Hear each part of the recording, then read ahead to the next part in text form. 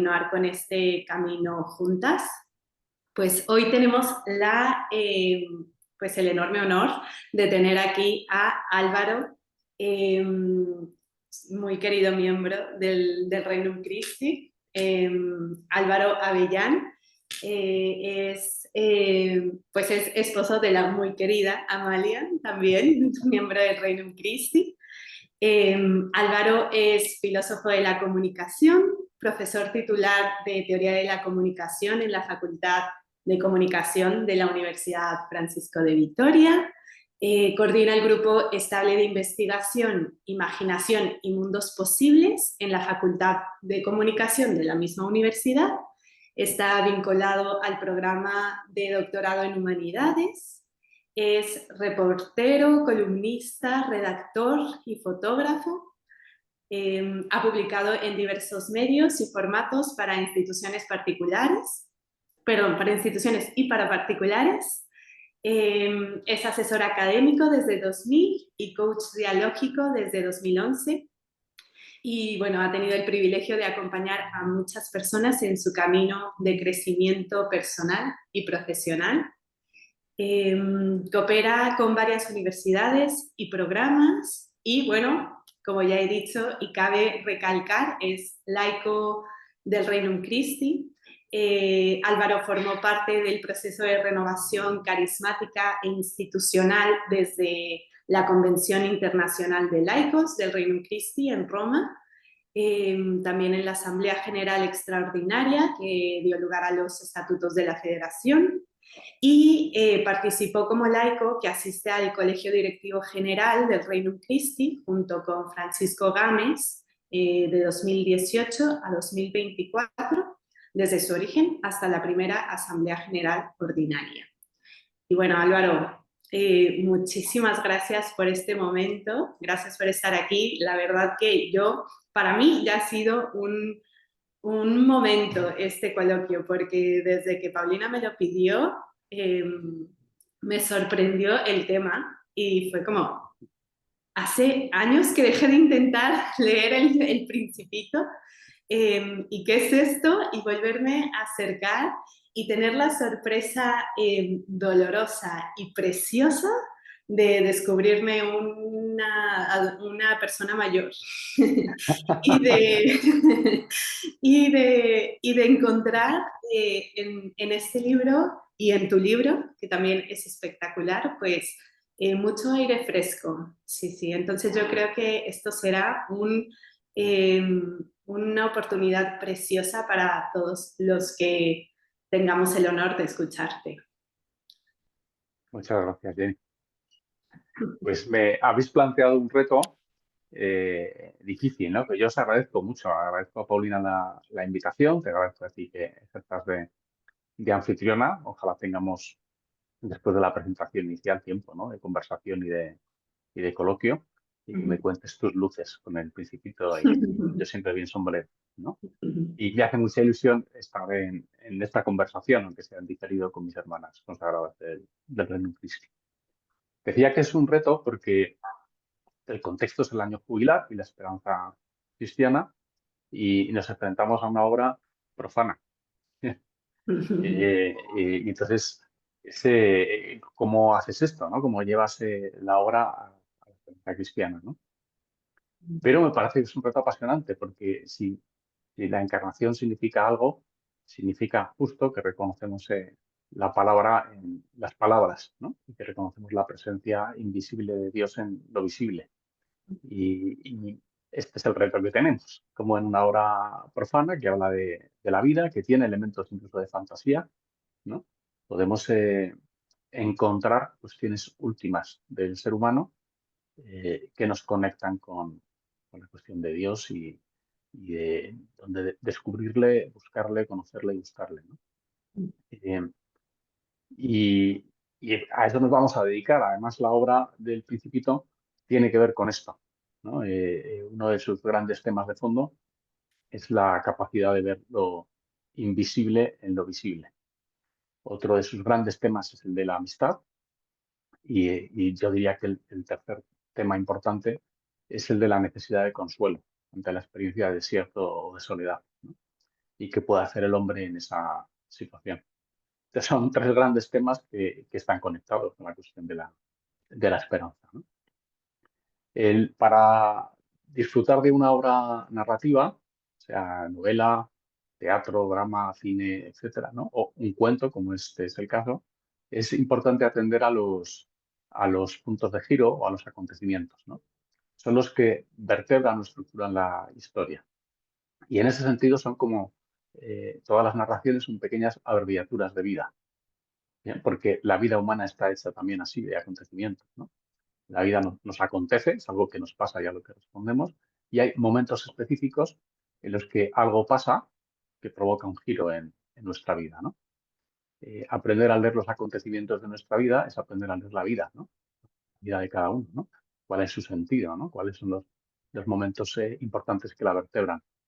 Entonces, leyendo literatura uno aprende la propia vida. Y vamos a fijarnos especialmente en esta primera exposición en los acontecimientos o el arco dramático de los personajes principales. Empezaremos por el piloto y luego vamos al principito. Y una vez expuestos, pues entramos en los temas que allí aparecen, ¿no? Reflexionamos sobre algún pasaje concreto del libro que será precioso leer juntos y comentar juntos. La historia comienza en primera persona del piloto. Él es el que nos narra la historia, ¿no? En ese sentido empieza como un relato moderno, perfectamente ordinario, podría ser la vida de cualquiera de nosotros, que testimoniamos ante otro lo que nos ha pasado, algo que nos ha pasado importante en nuestra vida, ¿no? El piloto nos cuenta que a la edad de 6 años descubrió, leyendo un libro sobre la selva virgen, una imagen de una serpiente que se comía una fiera, ¿no? Y aquella lectura y aquellas fotografías despertaron su vocación de pintor. E hizo su primer dibujo, ¿no? Que se reproduce en la obra, dibujo número 1. Enseñó su dibujo a las personas mayores y le dijeron que por qué había dibujado un sombrero, que qué sentido tenía eso, ¿no? Y él se quedó frustrado, porque dijo, no, no es un sombrero, es una boa, es un elefante comido por una boa, ¿no? O una boa que se ha comido a un elefante. Y para hacerle ver esto a las personas mayores, pues hizo otro dibujo, ¿bien? Donde se veía la boa, ¿no? Como una sección de la boa y dentro el elefante. Las personas mayores no se lo tomaron en serio, le desanimaron de su vocación de pintor y le dijeron que se dedicara a cosas serias, a cosas importantes, a cosas útiles. De manera que, frustrado, dice él en este primer capítulo del libro, abandonó su vocación de pintor y se dedicó a la aritmética, a la geografía, a las cosas serias. Y se hizo piloto, que es la profesión real de Antoine de Saint-Exupéry, por cierto, la del propio autor del libro. Y ya está, esa es la situación vital en la que está. Bien, el haber renunciado a su vocación original, haber hecho piloto, eso le ha parecido útil y valioso y bonito, le gusta, pero se siente solo, se siente frustrado porque no consigue compartir su vocación original con nadie, ¿no? Nadie entiende su vocación de pintor. De hecho, de vez en cuando ve a una persona mayor que considera seria, le enseña su dibujo número 1 y cuando la persona dice, eso es un sombrero, pues él se rebaja al nivel de las personas mayores y habla, dice, de bridge, de golf, de corbatas y de esas cosas, ¿no? Sin poder compartir lo que descubrió en su corazón cuando tenía 6 años. Esta es la situación inicial de la historia, ¿no? Capítulo 2 arranca muy contundentemente, ¿no? Dice, viví así solo durante muchos años hasta que hace 6 tuve una avería en el motor de mi avión y caí en el desierto del Sáhara. Y me disponía a hacer una reparación difícil porque no tenía agua más que para 7, 8 días y podía morir de hambre y de sed si no lograba arreglar el motor del avión, ¿no? Es interesante esta caída simbólicamente, ¿no? Porque se rompe algo en el motor de su avión, que es su medio de trabajo, eh, el motor es el corazón, y cae, ¿vale? Es una caída. ¿Dónde cae? En el desierto. En el desierto del Sáhara, que es un lugar simbólicamente muy poderoso, ¿no? Un lugar de muerte, pero un lugar también de prueba, un lugar de silencio, donde se abaja el ruido y aparecen las voces importantes, ¿no? Y él duerme la primera noche en el desierto del Sáhara y dice, una voz al amanecer me despertó gritándome, dibújame un cordero. Es una imagen impresionante. Eh, una voz que le grita en el desierto y le dice, dibújame un cordero, ¿no? ¿Y qué es eso? Pues dibuja. Bien, es una llamada a recuperar su vocación de pintor, ¿no? Y entonces él, extrañado, se pone a buscar de dónde viene esa voz y se da cuenta de que viene de un hombrecito, de un principito, ¿no? Que insiste y le pide que dibuje un cordero. Y él dice, cuando el misterio es demasiado grande es imposible desobedecer. Entonces sacó su libreta y empezó a dibujar un cordero. Dibuja varios, no recuerdo si 3, 4, 5, porque todos los corderos que dibuja, el principito los desecha. Dice, no, eso es un carnero, esto es demasiado viejo, es que no sé qué. Y no le vale ninguno. De tal manera que el piloto ya, como nervioso, para quitarse al principito de encima, dibuja una caja con 2 agujeritos y dice, esta es la caja, el cordero que quieres está dentro. Para que el principito lo deje en paz, ¿no? Y sorprendentemente el principito coge ese dibujo, lo mira y dice, es exactamente como lo quería. ¿Comerá hierba? Y empieza a preguntarle por el cordero. A mí me impresiona esta insistencia del Principito y que no le valgan los corderos anteriores, ¿no? Y pasé un tiempo diciendo, "Mira, ¿y esto por qué?", ¿no? Una respuesta rápida es, bueno, porque así se imagina el cordero que quiere, ¿no? Pero no me parece una respuesta válida, porque luego el Principito estará apurado, de hecho es uno de los temas dramáticos de todo el cuento, porque el Principito pueda comer flores y se pueda comer a sus dos, ¿no? De manera que no, el Principito, el cordero no es el cordero que él quiera imaginarse, sino que es un cordero real en el contexto de la obra y de hecho puede ser peligroso, o puede amenazar la vida del Principito o de la rosa a la que él quiere, ¿no? Y la única explicación razonable que se me ocurre para que solo le sirviera a ese cordero al Principito es que cuando le dice al piloto que recupere su vocación de pintor, ¿no? Y le dice, dibujan un cordero, el Principito está hilando muy fino, no solo se refiere a la vocación de pintor en general, sino a la vocación de pintor de realidades invisibles, porque esta caja conecta con el dibujo de la boa, ¿bien? Y lo esencial del dibujo no se ve, como lo esencial del primer dibujo era el elefante, ¿bien? Comido por la boa y por eso no era un sombrero, era una boa que se comía un elefante. Lo esencial de este dibujo no es la caja, ¿no? Sino el cordero invisible que está en la caja. Bueno, pues así fue como el piloto conoció al Principito. Eh, Siendo este el tema de la amistad, un tema presente ya desde la dedicatoria, a mí me hace pensar que esto es un buen amigo, ¿no? El amigo es el que te recuerda cuando estás perdido quién eres y cuál es tu vocación, ¿no? Y te la grita si hace falta para que vuelvas al buen camino, ¿no? Y en ese sentido, para que salgas del desierto. Eh, entonces, fijaos la cantidad de cosas que están contadas en los 2 primeros capítulos, ¿no? El piloto descubre su vocación, la pierde porque no encuentra a nadie con quien compartirla, más o menos soporta esta pérdida hasta que en un momento determinado cae en el desierto, es el lugar más duro, más difícil en el que puedes caer en la vida, y en ese lugar una voz al amanecer, al alba, le grita y le despierta y le dice, oye, recupera tu vocación. Es un momento de elevación, pero que el piloto todavía no es capaz de leer ni de entender. Ha dibujado lo que ha dibujado para quitarse de encima al Principito. No se ha dado cuenta el piloto de lo que ha hecho y de lo que ha hecho gracias al Principito, ¿no? Y así pasan varios días en los que el piloto y el Principito conviven. El piloto está preocupado por arreglar el motor de su avión y el Principito no para de preguntar cosas, ¿no? Entonces tienen un momento de enfado. El capítulo 7 del Principito es, a mi juicio, uno de los más profundos, de los que más me emociona, ¿no? Siempre se cita el 21, el del encuentro entre el Principito y el zorro, que es magnífico, pero este otro pasa más desapercibido y a mí me parece crucial. En este capítulo, ya por la noche, el Principito sigue preguntando cosas, ¿no? Y entonces el piloto está afanándose por arreglar el motor del avión. Y el Principito dice, bueno, los corderos comen flores. Y el piloto dice, pues claro que comen flores, ¿no? Pero entonces las flores, ¿por qué tienen espinas, las rosas, ¿no? Si no sirven para nada. Y entonces el piloto se enfada con el Principito y dice, déjate de tonterías, que estoy a cosas importantes, que es arreglar el motor de mi avión. Y el Principito se enciende, se enfada muchísimo. Dice, ¿cómo que no es importante? No es importante que haya una flor que es única en el mundo, para mí, que pueda ser devorada por un cordero y que la mate, y sin que el cordero siquiera sepa lo que está haciendo y lo terrible que es esto. Dice, y esto lleva ocurriendo millones de años. No es importante la guerra entre los corderos y las flores.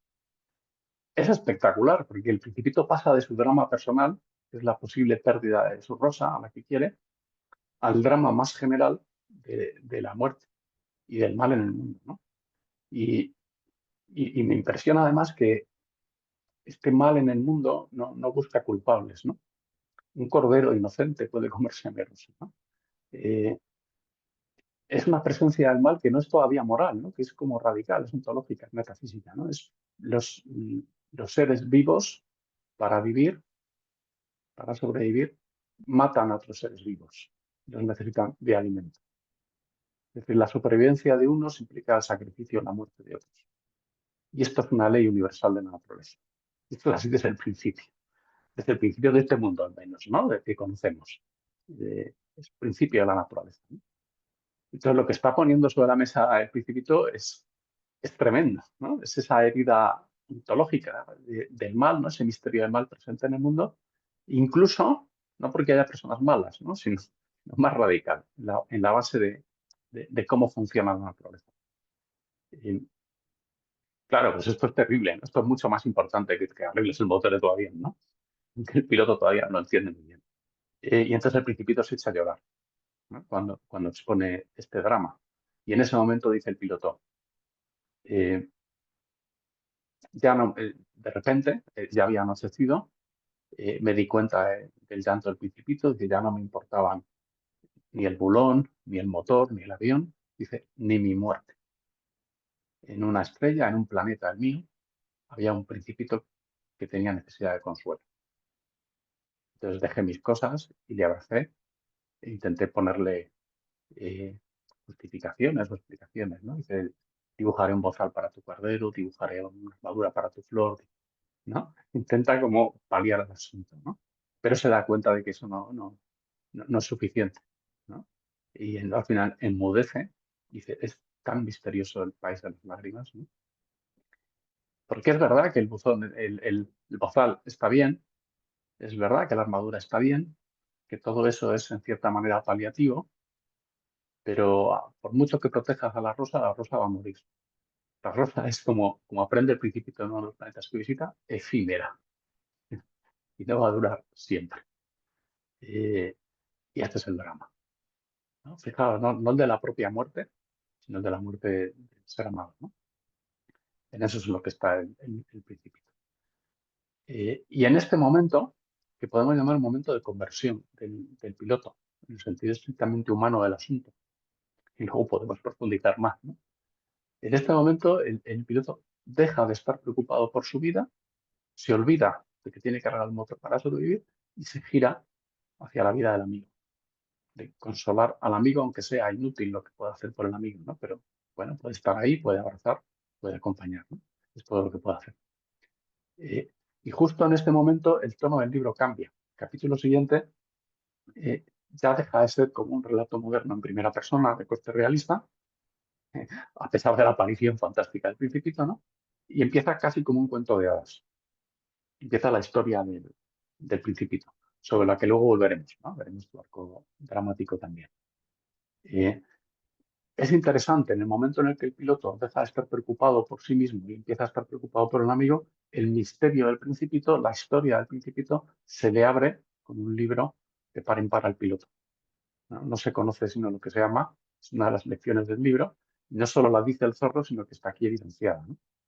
A partir de ese momento, eh, el Principito abre su corazón y el piloto es capaz de acogerlo, y por tanto conocemos toda esa historia del Principito. El caso es que al hilo de esa historia que le cuenta el Principito al piloto y lo que el piloto va aprendiendo, pues se pasan los días de conversación eh, y volvemos a la historia del piloto, ¿no? La dejamos en el capítulo 7, regresamos a él en el capítulo 24.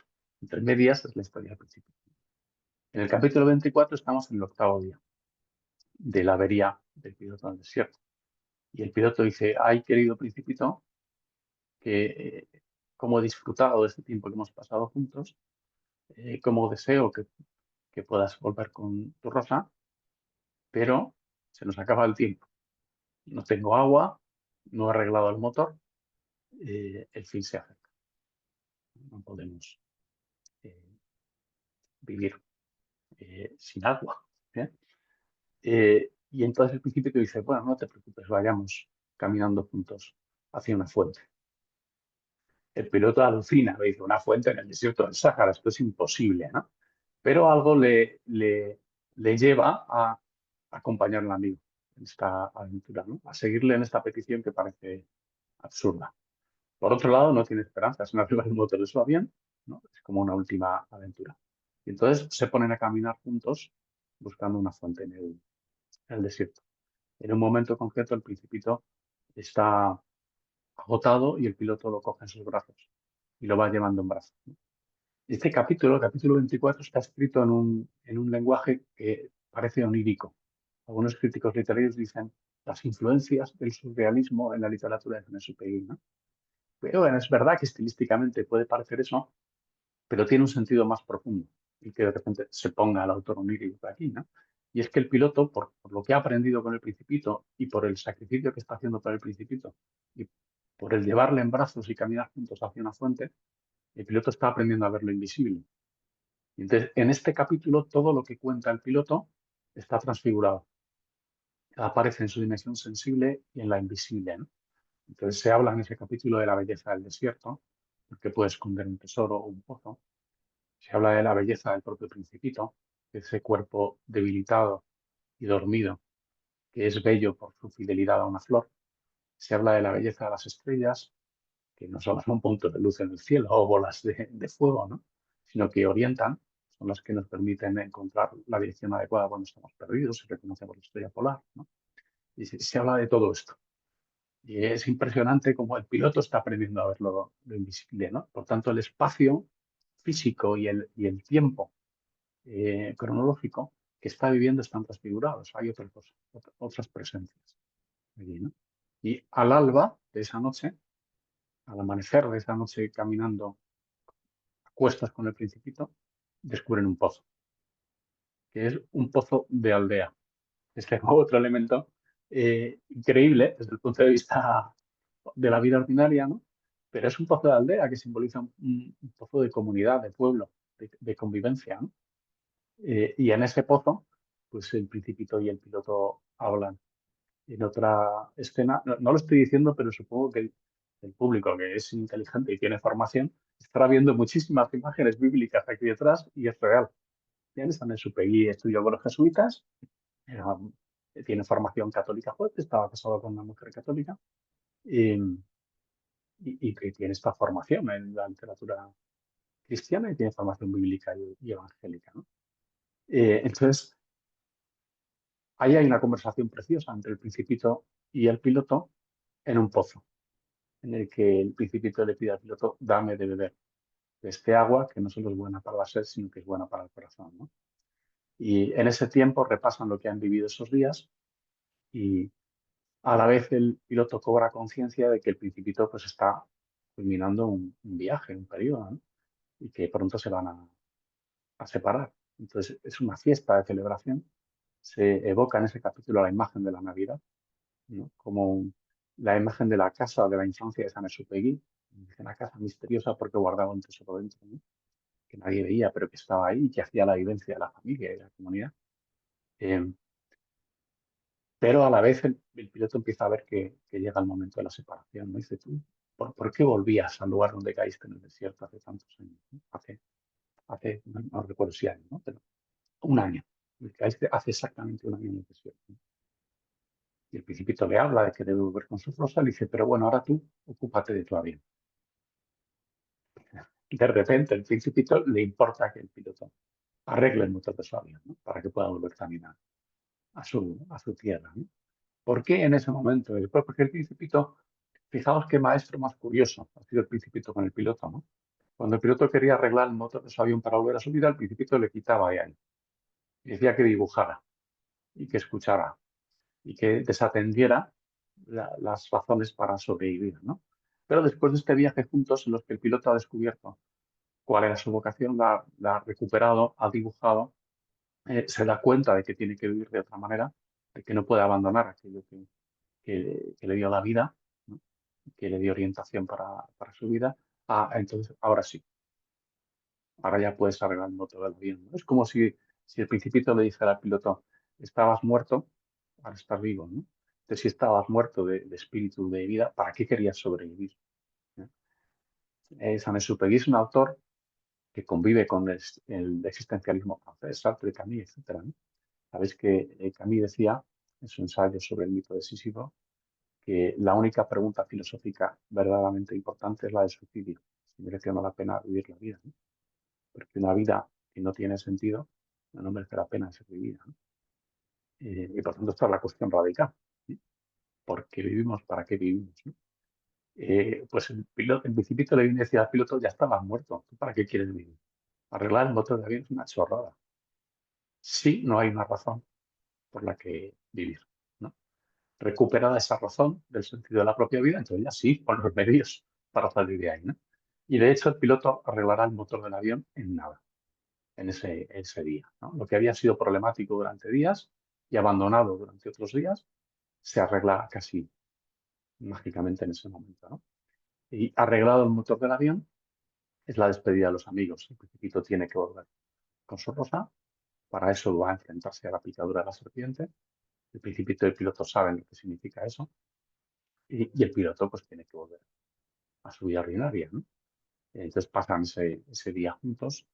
eh, por la noche el piloto ve al Principito alejarse y le ve caer en, en el desierto, le imagina junto a la serpiente en ese momento, y así se despiden, ¿no? El piloto nos cuenta esto se dice en los dos últimos capítulos, ¿no?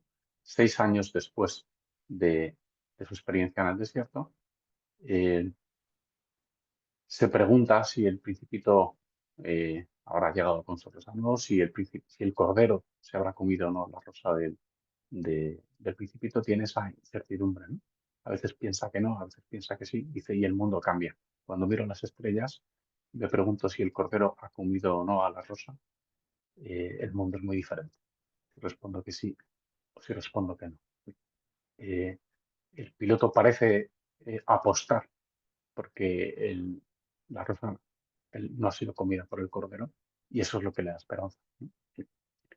Y el piloto, y podemos ver eso este capítulo final después, ¿no? Para hablar algo más de la esperanza. Eh, y el piloto lo que está haciendo en ese momento es compartir con nosotros lo que vivió hace 6 años y le devolvió la vida. Aunque sea ya una persona mayor y está un poco triste, esto le da la vida, ¿no? También dice, estoy volviendo a empezar a pintar.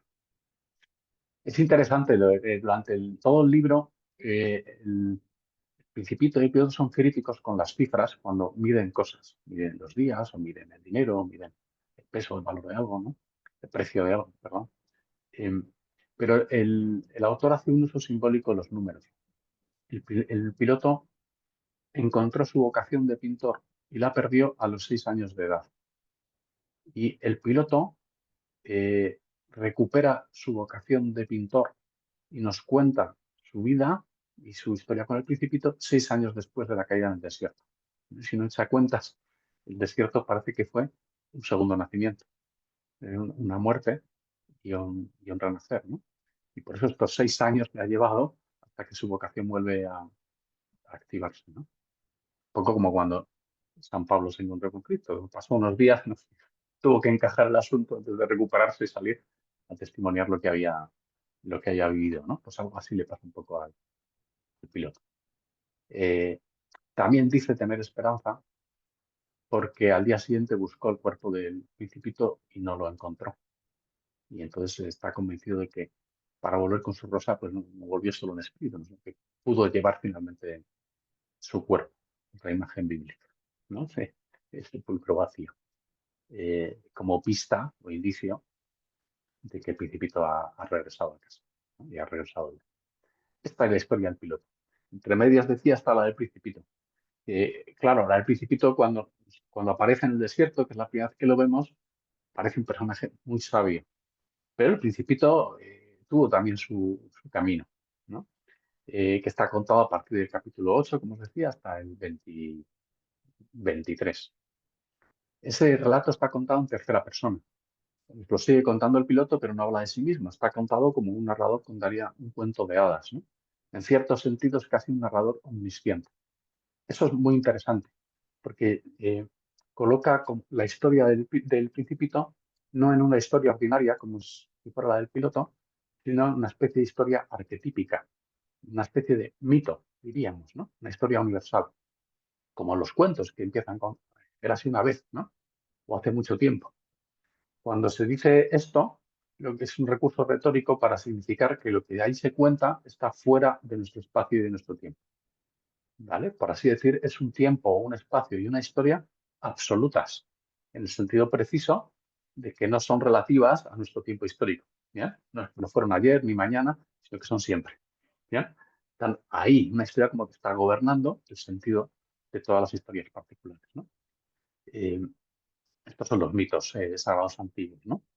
Eh, un poco como el Génesis de nuestra Biblia, ¿no? Claro, lo que ocurre es que el mito cristiano, por así decir, tiene una singularidad, no exactamente en el Génesis, sino a partir de los Evangelios, ¿no? Porque es un mito que no solo ocurre in hilo tempore, ¿no? Fuera del tiempo y del espacio ordinario, la historia de la caída y la redención, sino que se introduce en la historia. Y tiene también, es un mito verdadero desde el punto de vista histórico, ¿no? Pero en general no son así. Entonces la estructura mítica funciona en ese mundo que es distinto del nuestro, aunque explica el nuestro, ¿no? Pues esta es la historia del Principito y por eso es interesante retóricamente que esté así construido, porque nos habla ahora no solo de una historia particular, sino de algo universal.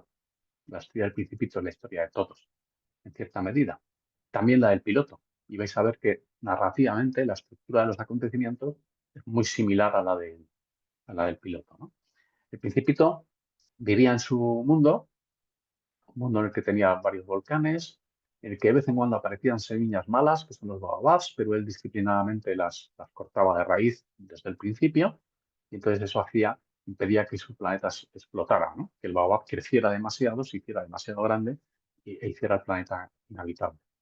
Eh, Veía puestas de sol, porque su planeta era muy pequeño, entonces podía mover la silla sin empezar a ver una puesta de sol cada pocos minutos, casi siempre que quisiera, ¿no? Y eso le consolaba mucho, le consolaba de que pues él no sabía de qué, pero más tarde descubriría de que estaba solo. Eh, a pesar de tener un reino para él, que cuidaba bien, que le mantenía ocupado y que en cierta medida disfrutaba, se encontraba solo, ¿no? Y por tanto triste, sin saber por qué.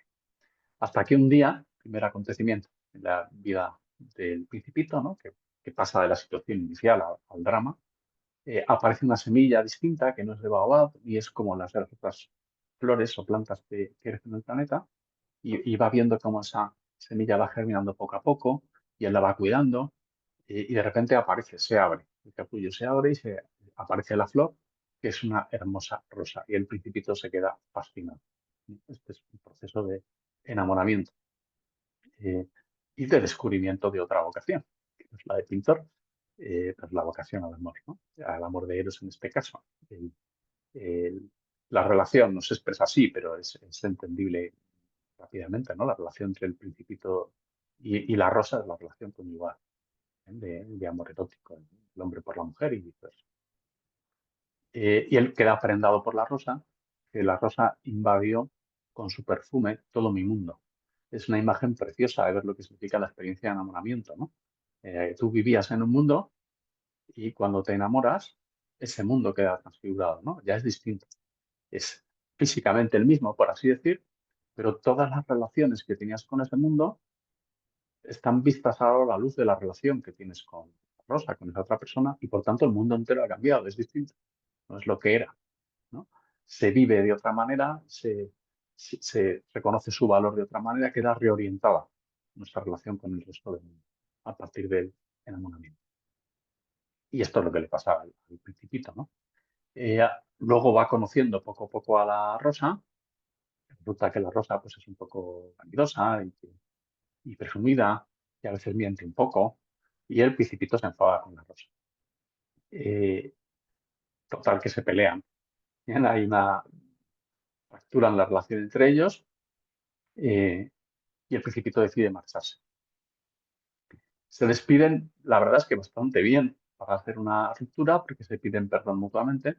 El Principito dice éramos demasiado jóvenes para saber amarnos. Y el Principito se marcha en busca de amigos para aprender qué es la amistad, ¿no? Y dice, y para instruirme. Y entonces abandona a su rosa y visita varios planetas, pues, buscando amigos de instrucción. Visita 6 planetas, eh, cada uno de ellos habitado por una sola persona.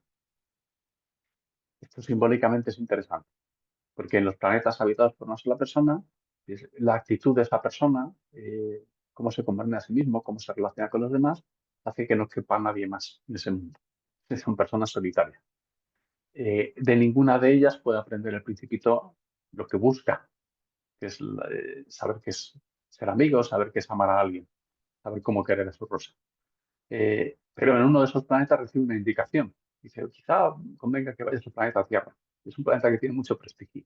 Entonces el Principito va a visitar el planeta Tierra y cae en la Tierra, cae en el desierto del Sáhara, en un punto muy parecido, sino idéntico, al que caerá el piloto tiempo después, ¿no? Al caer en la Tierra, pues el Principito va buscando a los hombres, que son los que habitan la Tierra, no encuentra ninguno. Mm, Prácticamente el primer encuentro que tiene, y si no es el primer importante, es con una serpiente. El Principito le pregunta, ¿qué eres? Ah, es una serpiente. Y empiezan a hablar, ¿no?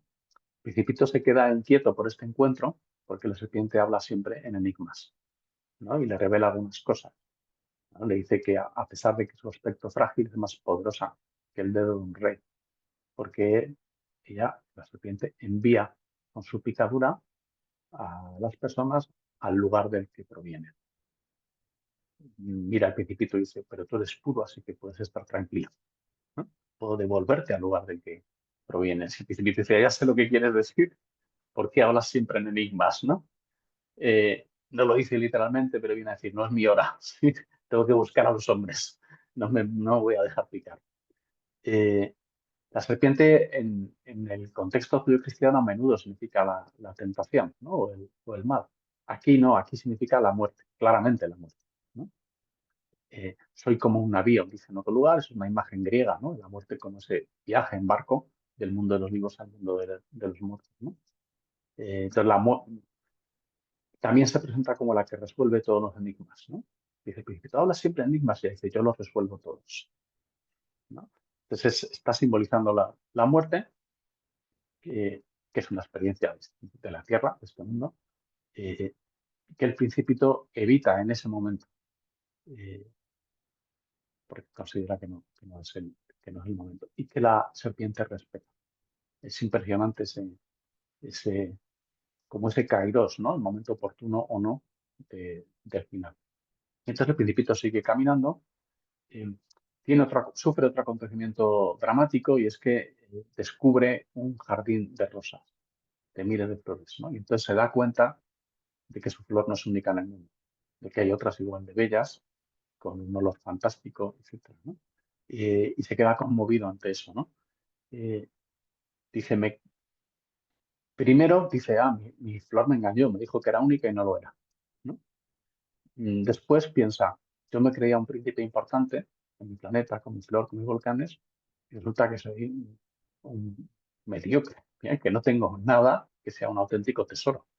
Y hay planetas mucho más grandes, volcanes mucho más grandes y miles de flores, ¿no? Eh, y se acuerda de su rosa, dice,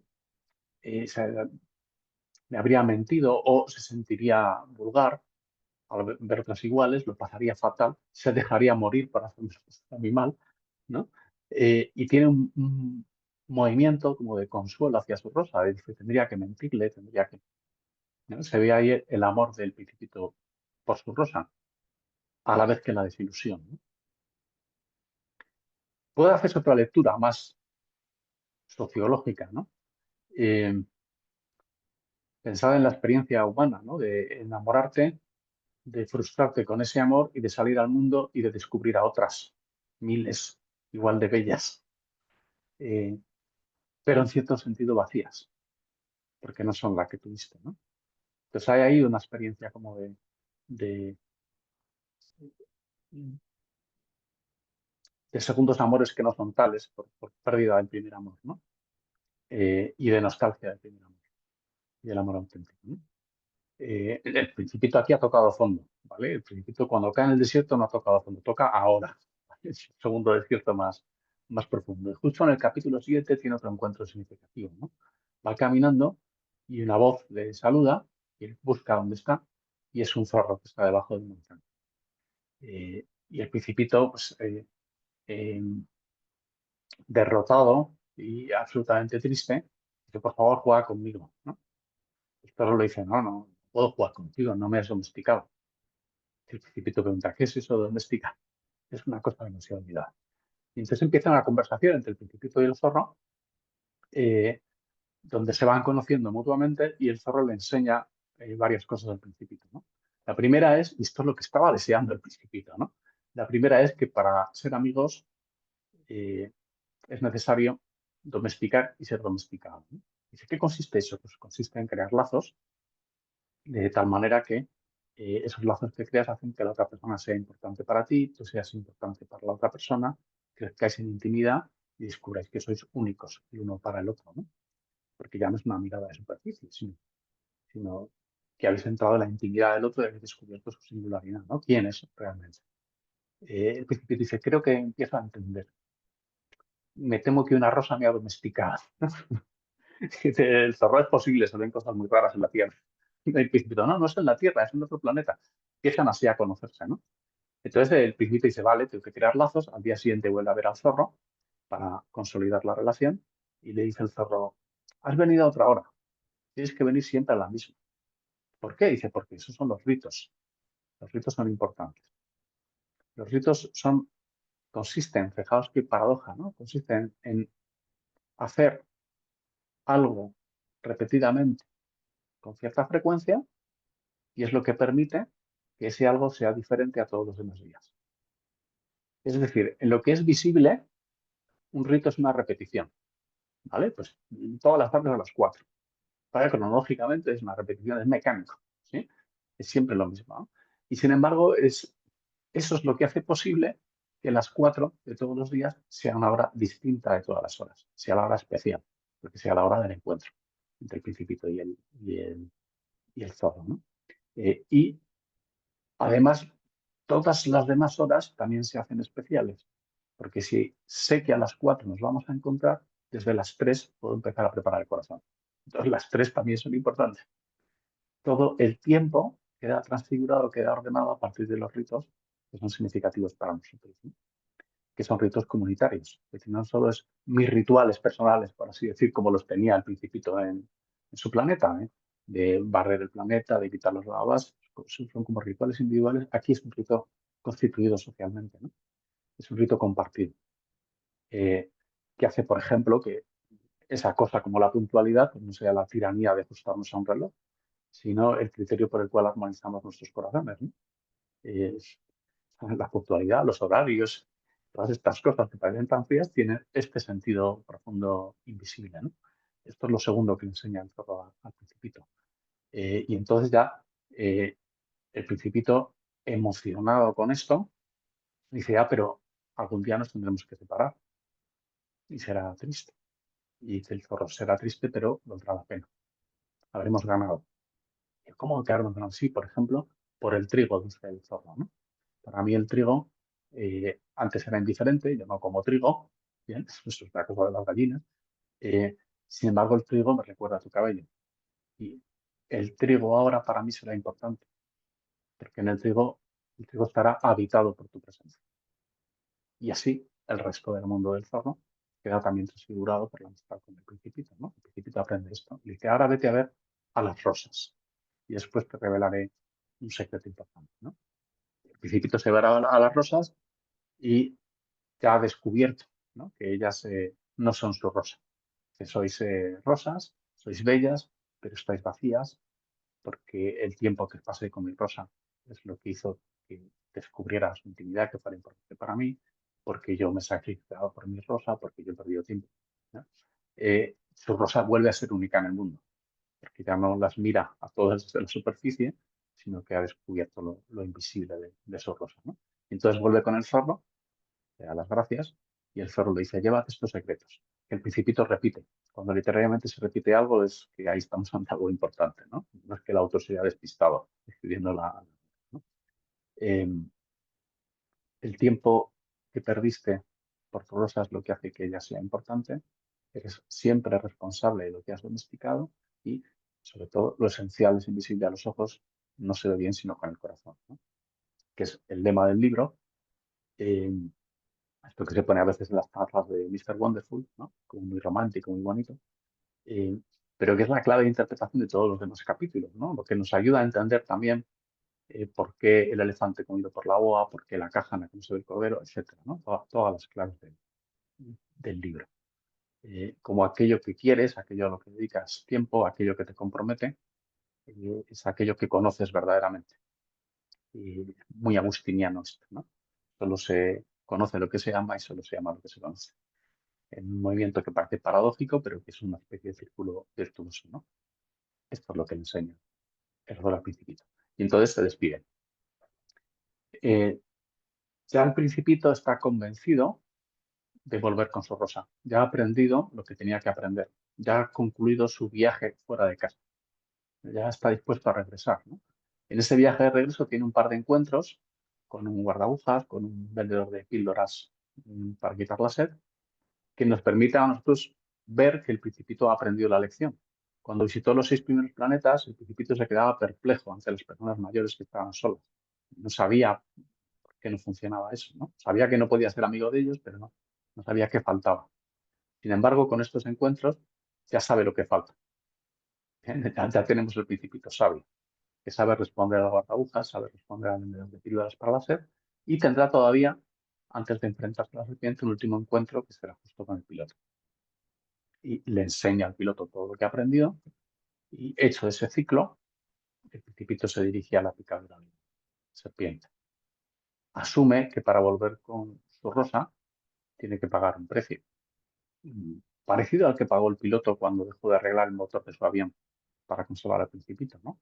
Y es el de no estar preocupado por su propia vida, sino solo por hacer lo posible por volver con su rosa para cuidarlo, ¿no? Y esa es la picadura de la serpiente. Por eso se entrega el Principito a esa picadura después de una conversación otra vez mirando cara a cara la serpiente a los ojos, ¿no? Es un, es un momento que hay que entender sacrificialmente, ¿no? A veces los alumnos me dicen, el Principito se suicida, y digo, no se suicida, nos está quitando la vida, está, está dispuesto a renunciar a su propia vida por el amor por su rosa. ¿Bien? Sabe que la forma de regresar a su planeta es pasar por la picadura de la serpiente. Si eso significa la muerte, pues significa la muerte, pero no busca la muerte. Lo que busca es regresar a, con su rosa, ¿no? Y se enfrenta a un viaje que puede ser mortal. Esa es la clave de lectura de este capítulo, ¿no? Y ahí acaba la historia del Principito, ¿no? Y si os dais cuenta es la historia del piloto. Y es decir, es la historia de alguien que descubre una vocación, la pierde, cae en el desierto de este mundo, vive una serie de pruebas, y si se enfrenta adecuadamente a esas pruebas, que entre otras cosas significan el sacrificio de uno mismo por otro, encuentra la clave para recuperar su vocación, para salir del desierto. Y eh, encontrado esto, se ve en la necesidad de testimoniar, de compartirlo con otros, de decírselo a otros, ¿no? Como el Principito hace con el piloto o como el piloto hace con nosotros durante todo el cuento y muy especialmente al final del cuento, un momento en el que nos dice, por favor, si veis alguna vez a un Principito, si veis a alguien que ríe y parece un cascabel, informadme, decidme, por favor, que el Principito ha vuelto. Esta es la esperanza del piloto, que es una esperanza débil de una persona mayor. No es una seguridad absoluta, es una esperanza dramática, pero es esperanza. Y es lo que le hace que nos cuente esta historia de su encuentro y nos pide, por favor, que si hemos tenido un encuentro similar, se lo hagamos saber.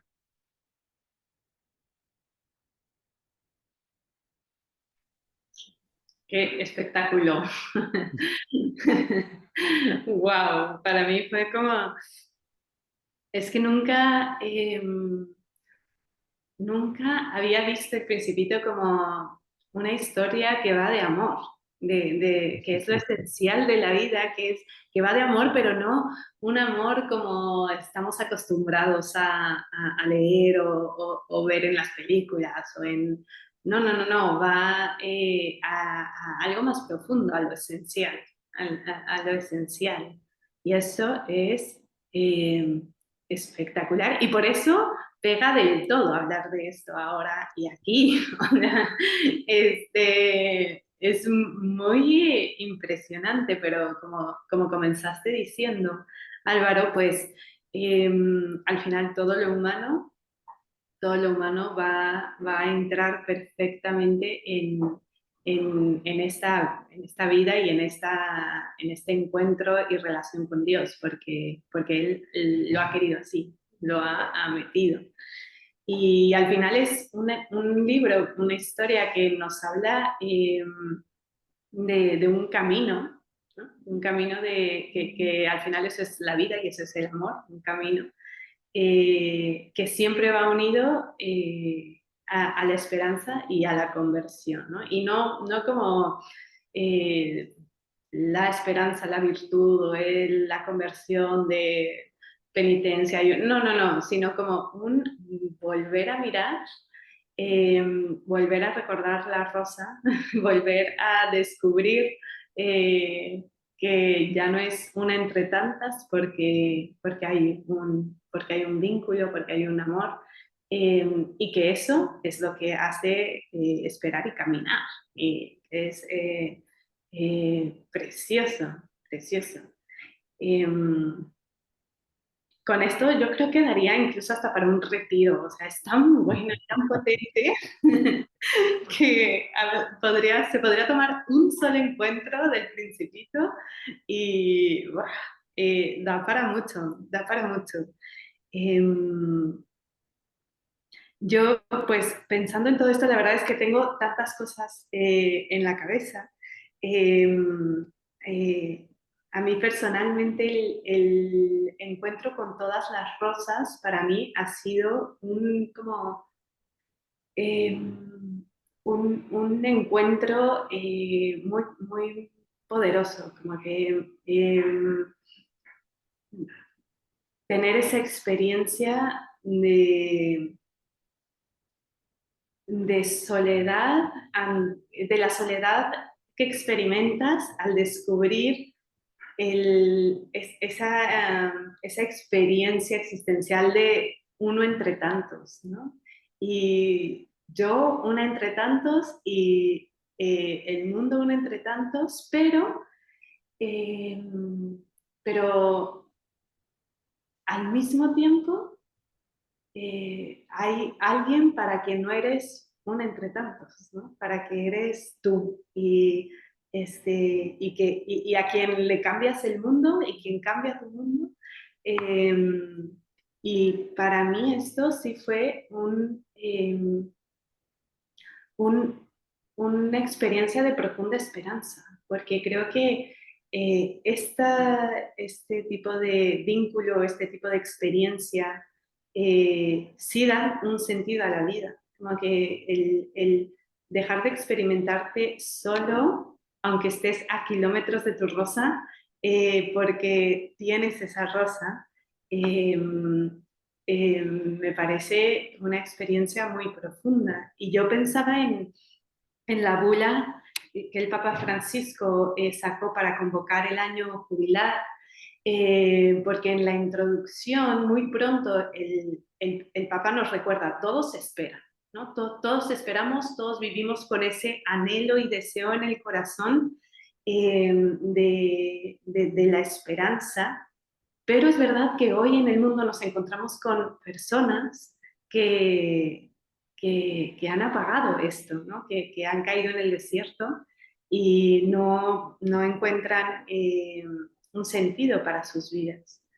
Entonces, yo pensaba así en corto, ¿qué crees qué visión crees que el Principito podría compartir con estas personas mayores o con estas personas que han caído en el desierto?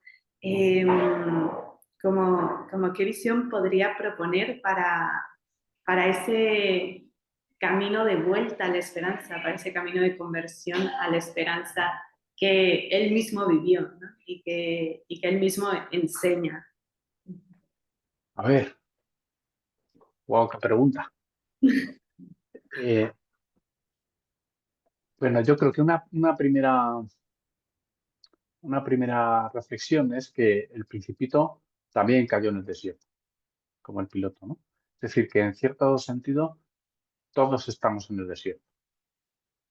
Eh, es más, que si alguien no hubiera estado en el desierto, no tendría autoridad para mí, para hablarme, que estoy en el desierto.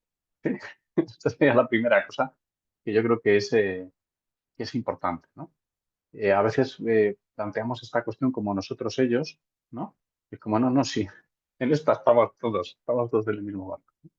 Todos hemos caído del cielo, todos hemos perdido algo, eh, todos estamos en un planeta que no acabamos de entender bien, todos padecemos la guerra entre los corderos y las flores como un drama. Esto nos afecta a todos, ¿no? Y en este sentido estamos todos hermanados, todos igual de caídos, ¿no? Eh, luego, es verdad que en este mundo podemos distinguir entre las personas mayores, ¿eh? Y los que en la obra se llama de los niños, que es una imagen simbólica. Evidentemente no está hablando de niños de 6 años, ¿no? Está hablando de una pureza o de una inocencia, de una mirada o de una humanidad, incluso, por así decir, que no ha sido excesivamente afectada por la mentalidad dominante. Las personas mayores, aquí no son, de nuevo, no son las que tienen mucha edad, ¿no? Sino que eh, aquí Saint-Exupéry está como poniendo los clichés de su época, que es los años 40 del siglo pasado y que es la nuestra, ¿vale? La tardomodernidad. El individualismo, el cientificismo, ¿no? El positivismo, el pensar que todo es pura materia o cálculos y ciencia, el estar preocupado por el dinero, por los resultados, el habernos convertido a nosotros mismos en una máquina o en una pieza del engranaje del sistema económico y del sistema eficiente, ¿vale? De fuerza de trabajo, de fuerza económica, lo que sea, ¿no? Se está denunciando muchas cosas y el libro en ese sentido eh, nos invita a revisar en qué medida estamos siendo personas mayores. Hemos perdido nuestra capacidad para ver lo invisible, ¿no? Y nos está diciendo también que hay algunas personas eh, que recuerdan algo muy olvidado, pero muy importante, como domesticar y ser domesticado, o como la importancia de algunos ritos, ¿no? Eh, que nos permitirían redescubrir el sentido de las cosas, ¿no? Las cosas verdaderamente importantes. Que aquí no son vuelvo a la cuestión de lo profano, ¿no? No son directamente como divinas o reveladas o de otro mundo, sino que es sencillamente reconocer que en este desierto en el que estamos solos y tenemos necesidad de un amigo, ¿bien? Lo que hay que hacer es ser amigo, ¿sí? Consolar, acompañarnos mutuamente, ¿no? Eh, entonces me parece que en ese sentido el texto es como muy rico porque no da una solución o una respuesta que nos deje tranquilos aquí, ¿vale? Diciendo que la respuesta viene de fuera, ¿no? Sino que nos está diciendo que aquí hay que agotar todas las posibilidades de querernos, de acompañarnos, de cuidarnos mutuamente, ¿no? Y la aparición de esa esperanza o de esa posibilidad celestial o celeste, ¿no? De mirar las estrellas, viene del trato que tenemos aquí unos con otros, ¿no? Entonces aquí siempre hay, en todo este viaje de aprendizajes, siempre hay un testigo, ¿vale? Que no solo dice algo, sino que nos enseña a vivir de determinada manera, ¿no? Entonces yo creo que esta es la clave, aprender a vivir juntos de determinada manera.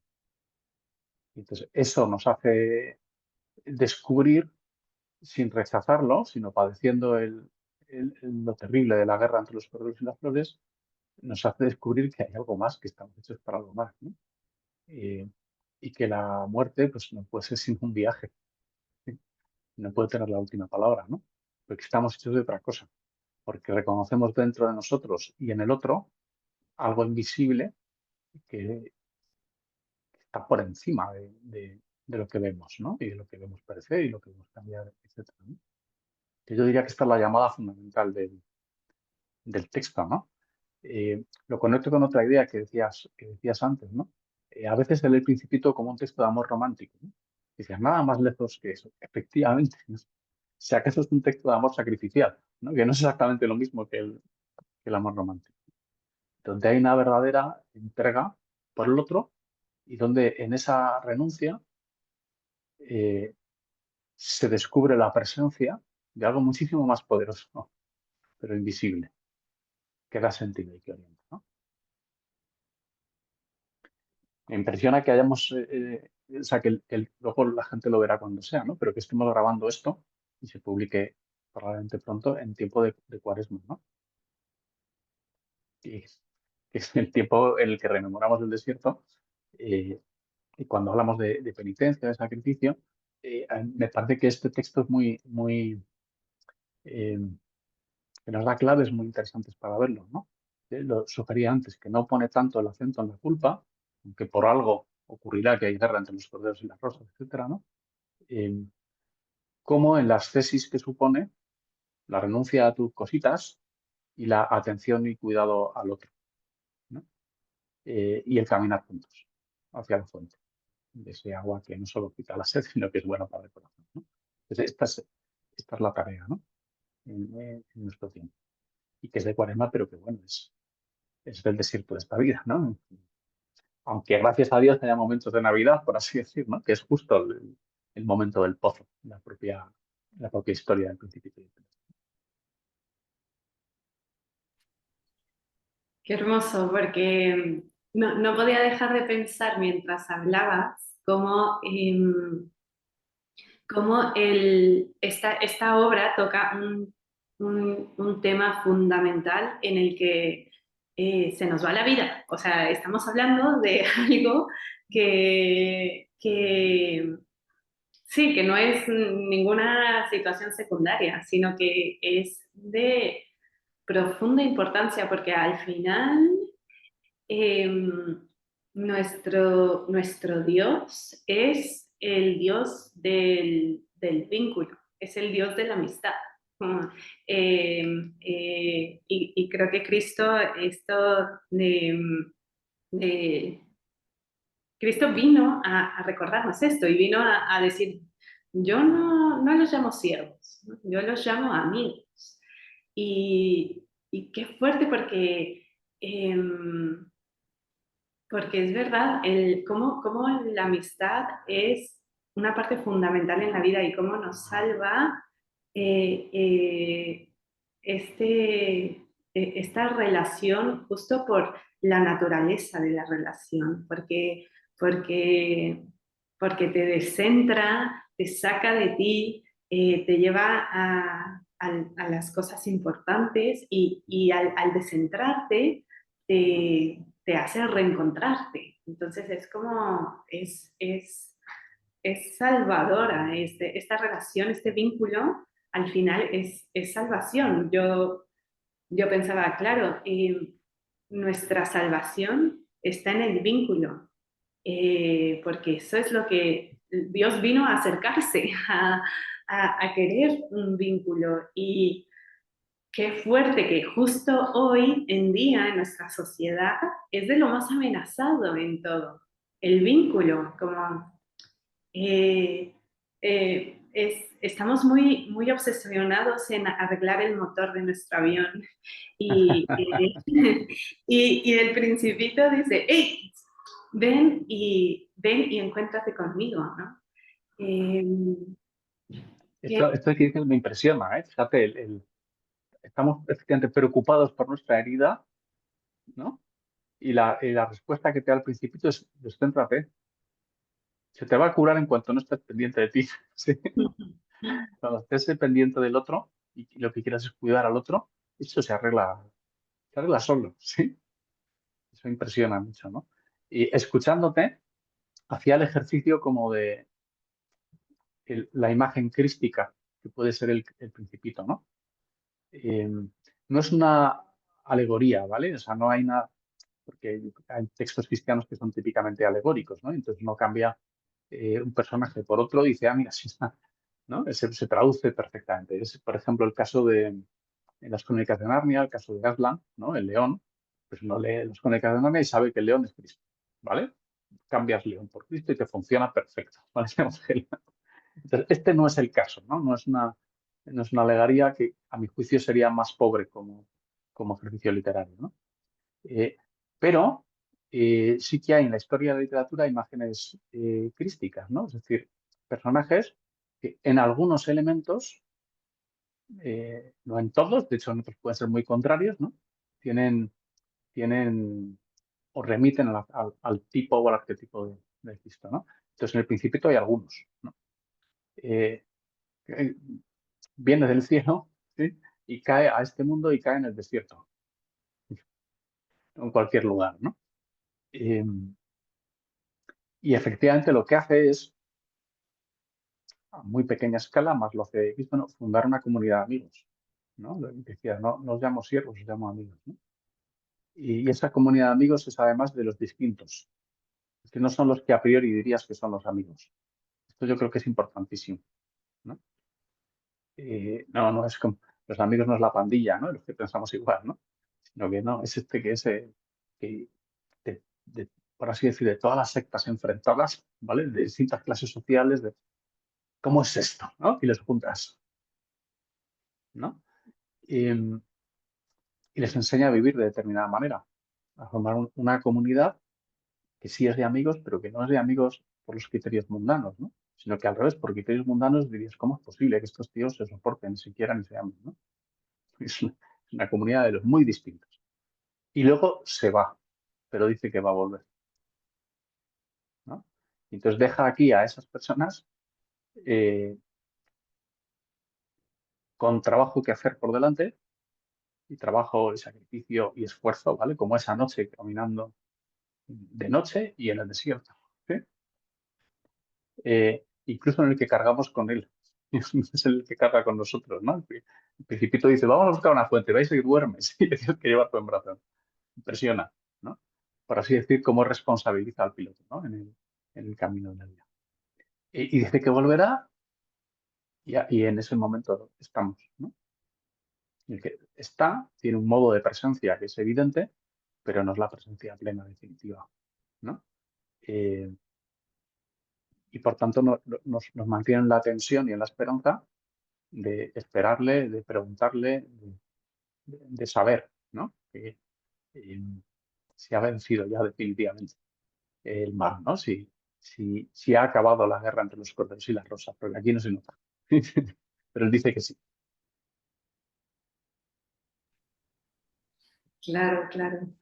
Em, Esto me hacía pensar un poco en, en lo que queda como resultado de todas estas experiencias y de estos encuentros, que sí es esta esperanza y este camino, pero que al mismo tiempo me recordaba el último secreto, o bueno, el secreto del zorro, ¿no? De decir, bueno, domesticar y ser domesticado, al final eh, impone pues una responsabilidad, ¿no? Un cuidarnos, un ser responsable del otro, eh, porque al, sí, pues al encontrarte con otro, al conocerlo, al amarlo, eh, ya no te es indiferente su vida, ni su destino, ni su nada.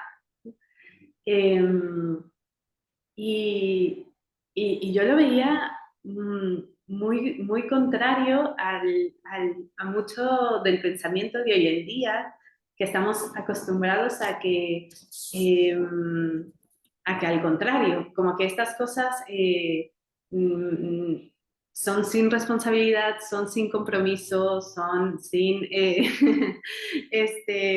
no me dejo atar porque si no me esclavizo.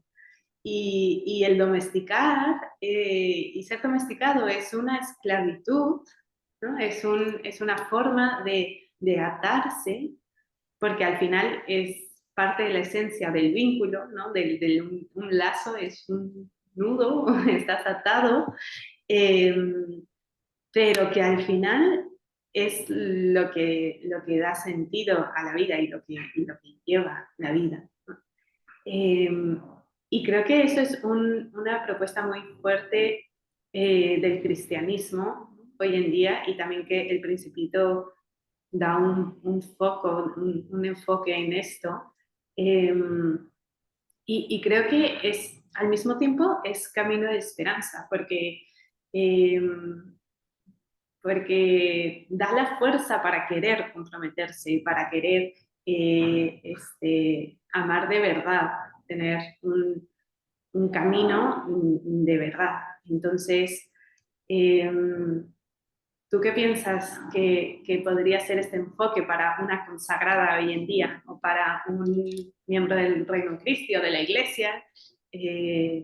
Sí, con este enfoque. Hay una primera clave que me hace pensar con lo que dices, que es muy universal, ¿no? Que vale para todos. Eh, y es que hoy tenemos una idea de libertad muy peculiar, ¿no? Pensamos que libertad es libertad de maniobra, libertad de movimiento, poder hacer lo que queramos. Y en ese sentido, los vínculos o los lazos te atan, ¿no? Y coartan tu libertad, porque no te permiten hacer cualquier cosa, ¿no? Sino que te ves como abocado a hacer unas y no a hacer otras, ¿no? Por así decirlo. Claro, esta es una idea pobrísima de libertad, ¿no? Y, y lo que está sugiriendo el texto es que la libertad es otra cosa, ¿no? Eh, requiere de esto, es decir, esto es el libre albedrío clásico, ¿no? Si no pudiéramos elegir, no podríamos amar. Entonces, en ese sentido, es fundamental la posibilidad de elegir, ¿no? Y hay que cuidarla, protegerla, salvaguardarla, y en eso la modernidad ha sido muy importante, ¿eh? Y lo sigue siendo, ¿no? Y casi parece que todo el individualismo y el liberalismo se asienta en esto, y si se sostiene es porque esto es muy importante, ¿eh? Poder elegir es básico, entre otras cosas, porque si no, no se puede amar, no se puede amar obligadamente, ¿no? Entonces, tampoco se puede ser bueno, ¿bien? Si uno no elige el bien, no se es bueno, ¿no? Se es pues, esclavo o máquina o lo que sea, ¿no? Pero uno tiene una tendencia, pero no un acto libre, de amor, de entrega, de elección, etcétera. Entonces, es básico, pero no es suficiente, ¿no? Porque luego hay que elegir, no podemos no elegir. ¿Y qué cosas elegimos? Entonces, aquí ya, este es el drama, ¿sí? Que uno escoge unas cosas y no otras, ¿no? Y al escoger unas cosas se vincula o se ata a unas cosas y no a otras. Y uno puede vincularse o atarse a cosas terribles que a uno le destruyen y que son verdaderas esclavitudes, ¿no? O puede vincularse, atarse a otras cosas que a uno le liberan, le salvan, ¿no? Le sacan de sí mismo y le hacen dar lo mejor de sí mismo, ¿no? Le hacen crecer, le hacen fuerte. Eso son las virtudes, ¿no? Virtudes es lo que nos hace fuertes, ¿no? Es el entrenar en nosotros aquello que nos hace fuertes. ¿Para qué? Para la vida plena, para la vida lograda, para la vida feliz en este sentido que no es diversión, ¿no? Sino que es eh, como una profunda convicción de que uno está donde tiene que estar y hace lo que tiene que hacer, ¿no? Y, y se siente agradecido por eso, ¿eh? Llevado por eso, ¿no? Entonces, a estas cosas conviene atarse, ¿no? Y conviene atarse con mucha fuerza, no a las otras. Entonces hay que distinguir que hay efectivamente vínculos que esclavizan y vínculos que liberan. Y hay que saber escoger cuáles son los que nos liberan. Y de esto tenemos experiencia, ¿no? Es decir, la esperanza no sería solo como, si yo me ato a esto, algún día gustaré o sabré o no, no, es que es inmediato. Es porque ya lo he gustado y lo he saboreado y lo he vivido, por lo que digo, quiero atarme a esto, ¿sí? Y quiero atarme de tal manera y tal fuerte que cuando tenga un mal día o cuando tenga un mal momento, cuando no lo vea, no lo suelte, ¿no? Porque sé que aquí está y sé que pasaré por momentos en los que no lo vea, ¿no? Entonces, es ese tipo de vinculación el que es liberador, ¿no? El Principito, en cierta medida, es otro Ulises. Ulises el de Homero, ¿bien? Que es otra vez el mito del viaje, ¿no? El arquetipo del viaje. ¿No? Sabemos que Ulises vive en Ítaca con su Rosa, que es Penélope, ¿no? En este caso tiene un hijo, Telémaco, es rey, es un principito, es rey, y que se va, de acuerdo con amigotes, ¿bien? A la guerra de Troya. Y para la guerra de Troya tiene un papel importantísimo ahí. Y la Odisea nos cuenta como su viaje de vuelta, que no sé si son como 15 años. No sé si dura 15 años la guerra de Troya y 15 años el viaje de vuelta, o sea, 30. ¿Vale? Es el pequeño viaje que da Ulises, ¿vale? Y mientras ahí su mujer tejiendo y tejiendo, ¿no? O sea, es que se toma su tiempo, el chico. Y de hecho en su viaje de vuelta se recrea, ¿vale? No es que tenga, parece que no tiene prisa por volver muchas veces, ¿no? Pero lo que hace Ulises es salir de su reino, dejando a su mujer y a su hijo para aprender una serie de cosas y volver a casa, ¿no? Es el mismo viaje que el principito. Y hay un episodio que a mí siempre me ha iluminado mucho en relación con la libertad, que es el de las sirenas, ¿no? Él sabe, porque tiene una relación con una diosa, que las sirenas siempre vencen a los hombres, ¿no? Que si uno escucha el canto de las sirenas, va a ser derrotado por ellas. ¿Y cuál es el secreto de las sirenas? Que te dicen lo que quieres oír, que te regalan el oído. Que cantan, y lo que cantan es algo, eh, tocan tu punto débil, ¿no? Y entonces quieres quedarte escuchando su canto. Y estás obnubilado por su canto, que en el fondo es un ejercicio de narcisismo, porque están hablando bien de ti, ¿no? Eh, y tan atrapado quedas por su canto que te olvidas de navegar, y por tanto el barco se estrella, ¿no? Y te olvidas de comer y de beber y de dormir. Y por tanto mueres de inanición, ¿no? De que no bebes, no comes, no duermes y tu cuerpo no resiste, ¿no? Una atracción peligrosísima, ¿no?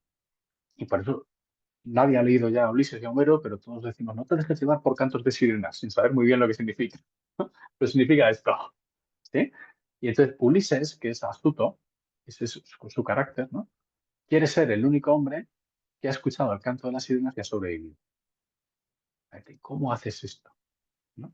¿De cómo te aproximas a la tentación sin caer en ella? ¿No? Y lo que hace Ulises es decirles a todos sus amigos, todos los que van en el mismo barco que Ulises, dice, vosotros os vais a poner tapones en los oídos. Así, ninguno de vosotros va a estar próximo a la tentación. ¿Vale? Estáis protegidos de la tentación, porque no la vais a escuchar, a las sirenas, ¿no? Sí. Y a mí, que no voy a llevar tapones en los oídos y me voy a exponer a la tentación, ¿sí? Me atáis en el mástil del barco. Me atáis de manera que no pueda moverme. ¿Bien? Y mientras pasemos por la zona de las sirenas, es decir, de la tentación, eh, yo seguramente os diga que me soltéis. No me hagáis caso. No me hagáis caso hasta que no estemos lejos. ¿Vale?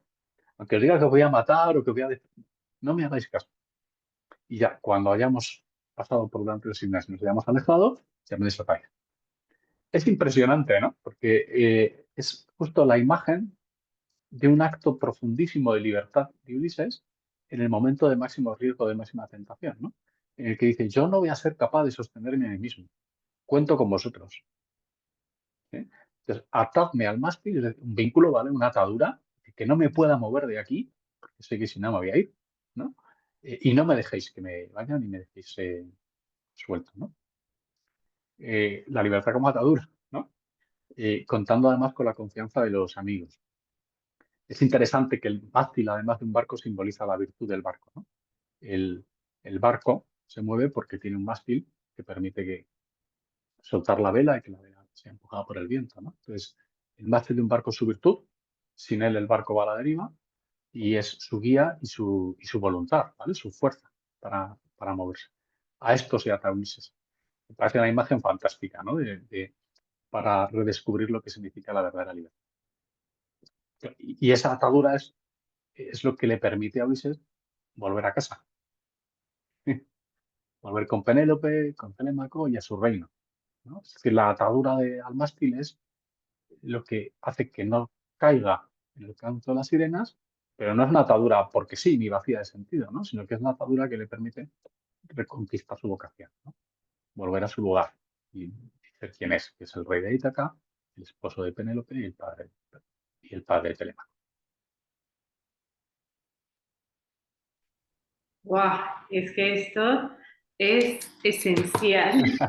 Otro día leemos la Odisea juntos también. Sí, por favor. Wow. Creo que esto ha sido súper rico, de verdad, creo que ha sido un tesoro y creo que esto de compartir los bienes del espíritu, porque son bienes que van mucho más allá de todo, siempre es una riqueza y creo que nos hace tanto bien. A mí me ha hecho mucho bien escuchar esto. He disfrutado muchísimo. Me quiero matricular a alguna de tus clases porque he disfrutado muchísimo. Eh, y bueno, y me parece precioso a esto que te dedicas porque ¡guau! La palabra es poderosa y debe de llevar a muchos a mucho bien. Debe de hacer mucho bien a muchos corazones. Eh, Muchísimas gracias por este tiempo que nos has dedicado. Yo estoy segura que todos los que lo vean van a disfrutar junto con nosotros este momento. Y bueno, ojalá que se repita, porque yo he estado Ojalá, feliz. ojalá. A la llamada de mis hermanas consagradas la atiendo con gusto. Sí. Sí, sí, sí, sí, sí. Muchísimas gracias. Ha sido un disfrute, de verdad.